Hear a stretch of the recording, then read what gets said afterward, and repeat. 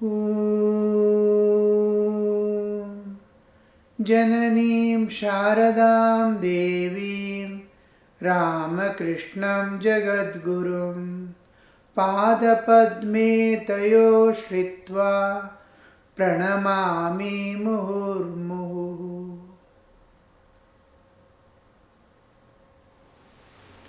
The Gospel of Sri Ramakrishna, the light for the world. The whole world is running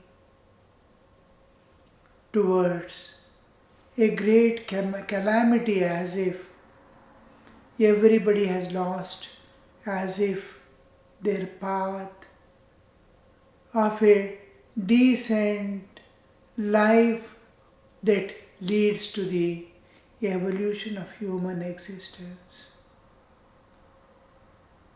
And seeing forth the time, how the time cycle moves, just imagine.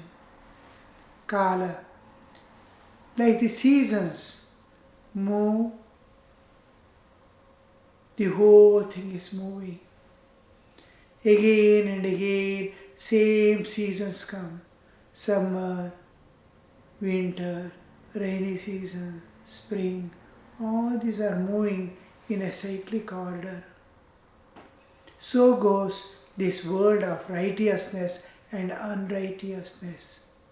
Living according to the laws of nature is called dharma.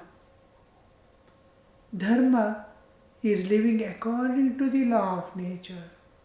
Nature is there for all lives. Look at our own lives.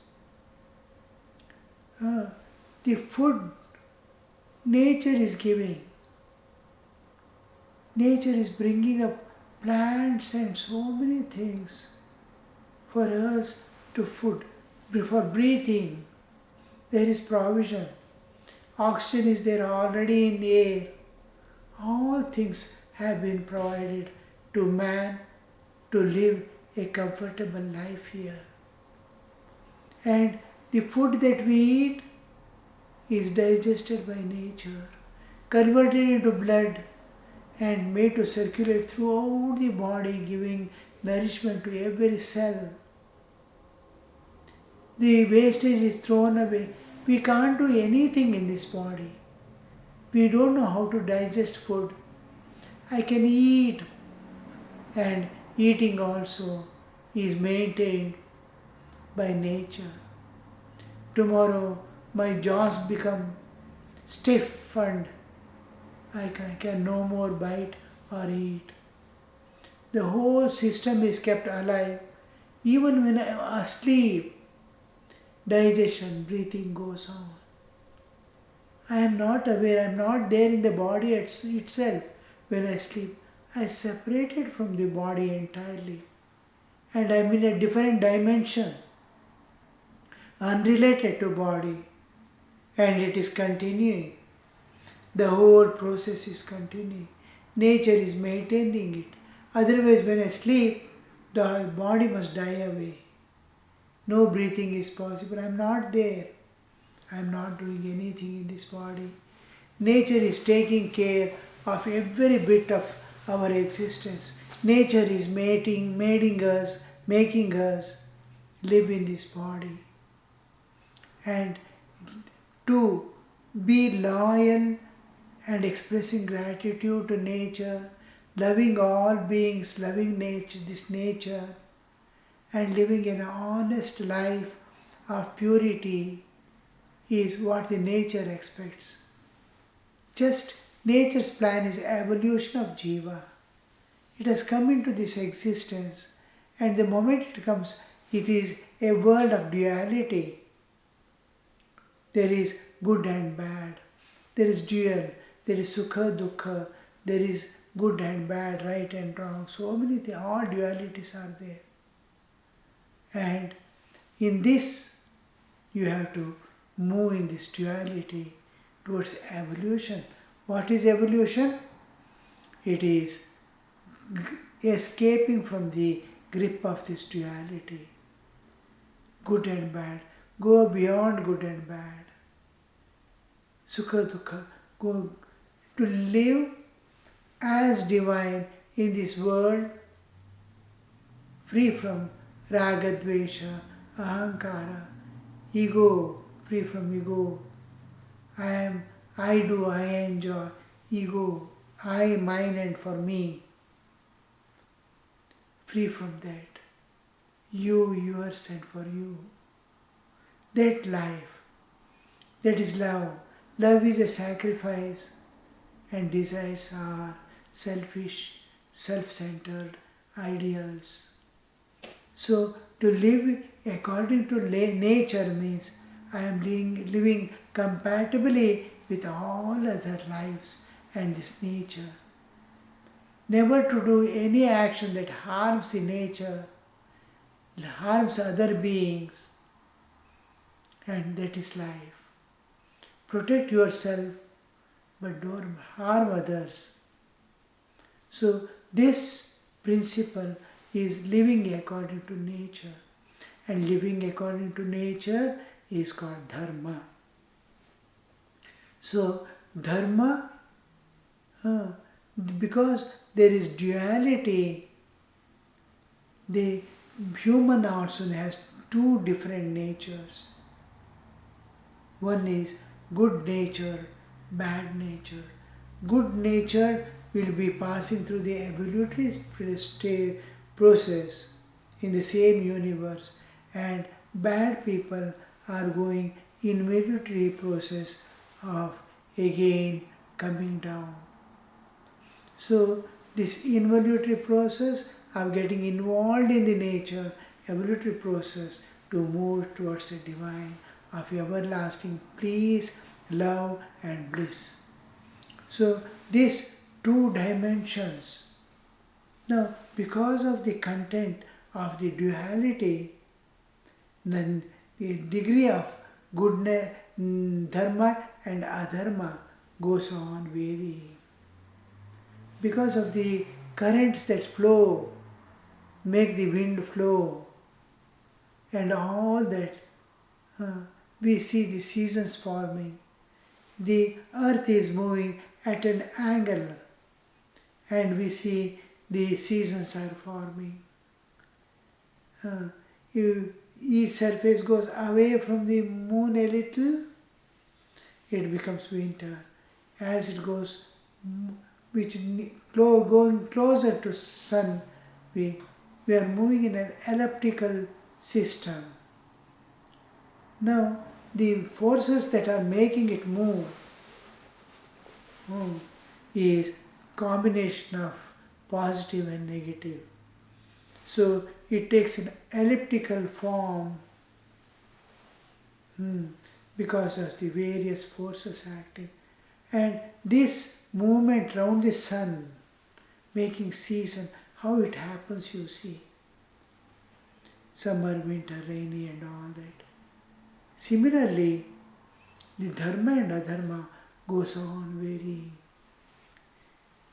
There are times a small difference, the small difference of temperature.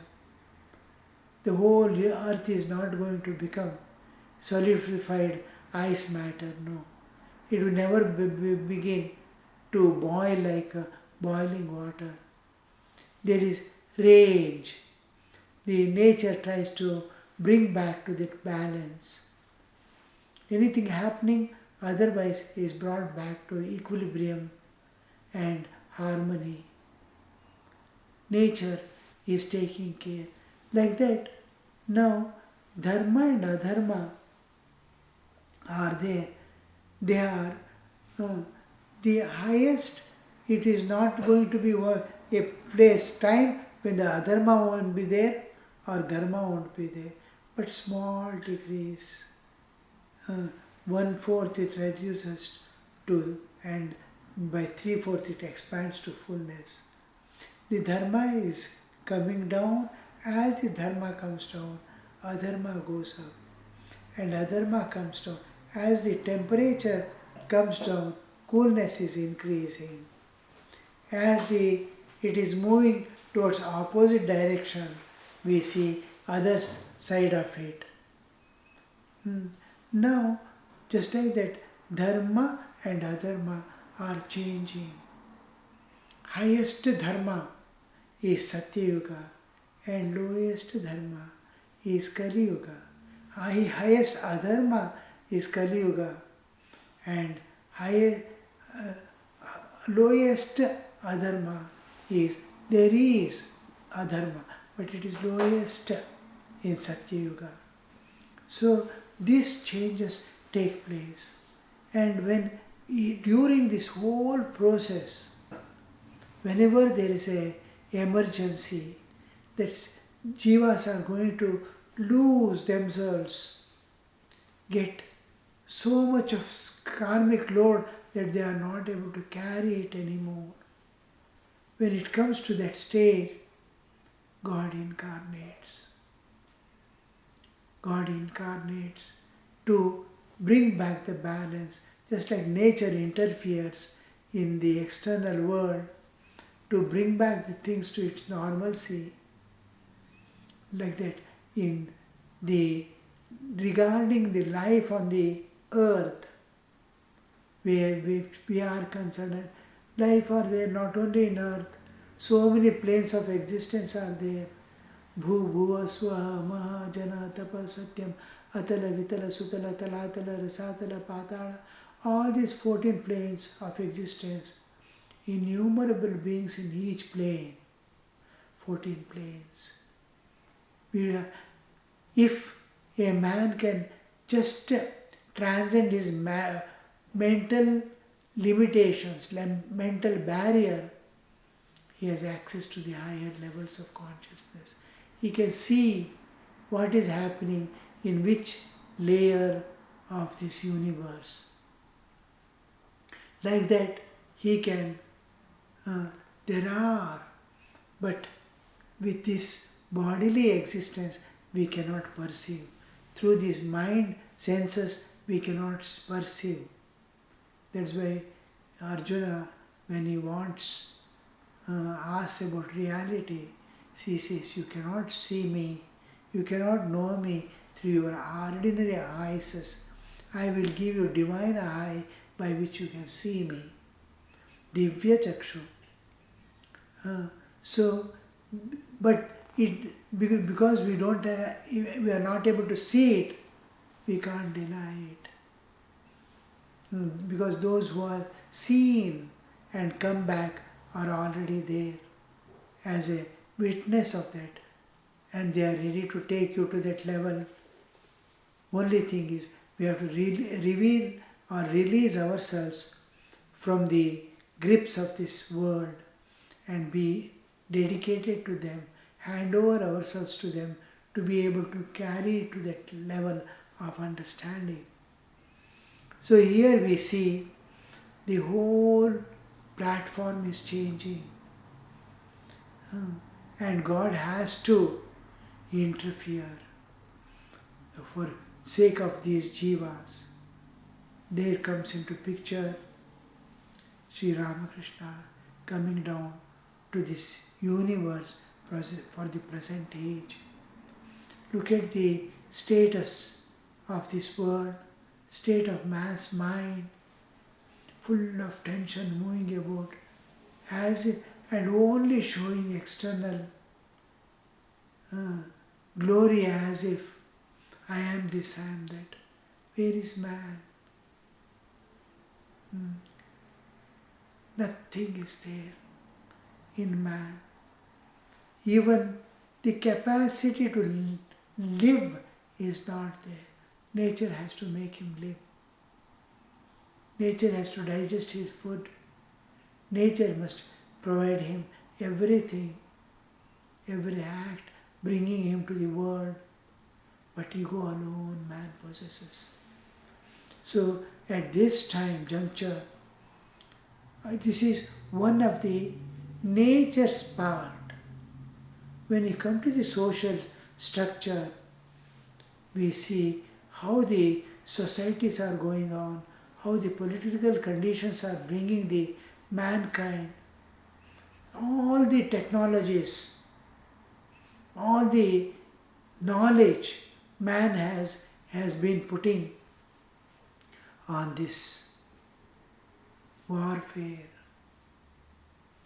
What all types of warfare they have started, unimaginable directions. All the human intelligence is poured there for destruction. And this is what we are seeing. The great two wars when Swami Vivekananda had just come to West and gone. That was the time. Immediately after his return, we see he has come to give alarm, to tell. And the moment he goes away, there is great wars. We did not change. So Ramakrishna has come that the juncture, and the Indian society had climbed down to the lowest trunk. One being under the align ruling, and when the Sri Ramakrishna is taking birth on this earth, this situation, all Pandits and all are become the masters of religion and controlling the whole thing, picture. And poor people are suffering. And whole thing has enveloped into the ritualistic part, and the essence of spirituality is given up. The man is struggling in darkness. Even when the British government came in 1775, started ruling Indian land, a little relief was found because the unrest of the people to bring the law and order into the country was possible. It was unruly nature was suppressed. And then, but it came along with the Western culture. Western culture is to be body, and Eastern culture is to be spirit. The spiritual existence and bodily existence. What a vast difference. And it was the time when the spiritual existence, spiritual identity man is losing in India for various reasons. But he has no stand of his own now. A spiritual man, his spirituality is deprived. What he will be? And he has no identity as if he has come to that stage. And then Britishers, Western culture is coming. These are charmed by the Western culture. It begins with just the government. The government formation and ruling begin. Everybody accepts it. Till again rejection takes place. It is that moment Sri Ramakrishna comes into picture and gives the, here, that is the exact time when science and technology is developing to the opposite way that Indian science and technology was developing. The science and technology was exclusively meant for the welfare of, never against the nature. The modern Western science and technology came into taking everything that was being done and achieved was detrimental to the welfare of nature and living beings. Food was plenty, everything was flourishing, and cattle population was so much that there was no need for artificial manure. Everything was, but man's tendencies, man's nature, man's this one was had reduced to the lowest rung. His character started changing. Personality started changing. All this time, Sri Ramakrishna, we see, is sitting in a corner and doing worship of Divine Mother, making the Divine Mother come down to the earth. He is beginning with the worship of idol. He wants to give a message to don't limit God. Don't fight. Don't worry. Live an honest life. How to live in this world? What is the purpose of nature? What is this nature means? What are we? We have lost our identity, even either being the earlier Hindus or later Hindus, or in any way we have lost our identity. And the identity of spiritual identity is the real identity. Bodily identity is going to perish. After the death is not the end of human existence. Death is not the end of life. Life continues after death. Life doesn't end with death. So that life is Sri Ramakrishna. Life without an identity is like worms in the street on the earth. That has to be eliminated. See, if you don't have spiritual identity, either you are a worm on the earth or a clay in the earth. You have no identity. It's a matter like stone and this one, or a worm like living being. Here we see Western culture has come to give you body identity. You are body, you are body, you are body. That will not compensate the spiritual identity of Hindus, the ancestors, the great saints and the acharyas who came and went, and they are showing the path. No, you are not this body, you are not this body. You are spirit, you are spirit. So that identity, Sri Ramakrishna, three things. What is God? What is this nature? What are you? To bring back man to his awareness that he is divine. Vivekananda tells, each soul is potentially divine. The goal is to manifest this inner divinity by controlling the nature, internal and nature outside. So this divine identity Sri Ramakrishna wants to give to us. You are divine, my child. Don't identify with this perishable body which is constantly changing from birth to death, from womb to tomb, from cradle to grave. It is going to destroy and destroy. It's a constant. It appears to be climbing. It is climbing to fall down. Body is going to fall down. It is going to destroy. You look at your inner indweller. You are dwelling in that body. You are not there. So what is your purpose?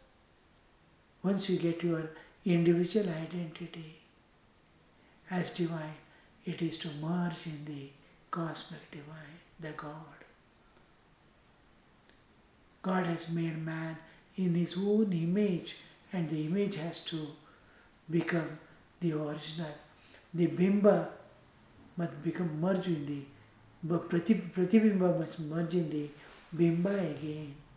I am seeing a mirror, my own image, and that image must merge back in the original God has made man in his identity, and he has to go back and merge back in his source from where he came. And that is the plan of nature. Evolution is the plan of nature. And Sri Ramakrishna, how to attain it, how to live in this world, how to live in this world. This is a world of duality, and everywhere there is pain and bondage. So how to live in this world unaffected by the nature, unaffected by the social condition, unaffected by the behavior of others. How can I live safely here and attain? So here life and transcendence of the path to which, to the absolute, the path to God, the path to escape from this nature in which we are imprisoned. So this path to God, your own identity and what God is. Where are you going to? What is your destination? Where you have to go? Where you have to go? What are you?